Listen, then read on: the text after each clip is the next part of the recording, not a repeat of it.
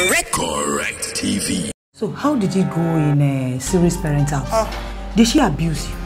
Did she send you back to us with words? I see you really getting along with Dr. Aki. I think we need to take things slow. I don't like her. Her father's a civil servant. She's a nurse.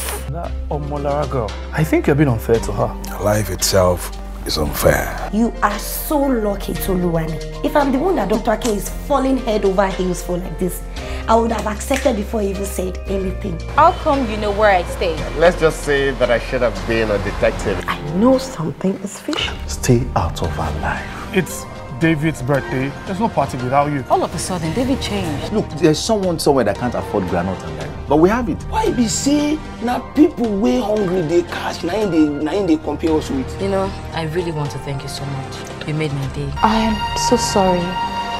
I didn't mean to interrupt any. Francis. Correct TV. Now we own.